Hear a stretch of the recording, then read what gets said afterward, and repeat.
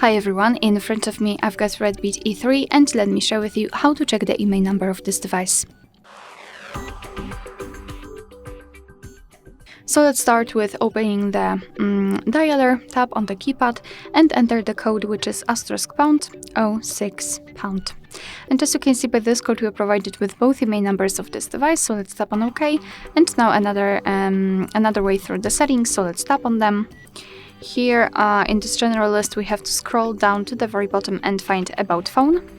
And now let's scroll down to localize both IMEI numbers for both SIM slots. You have to simply tap on them to show the exact IMEI number.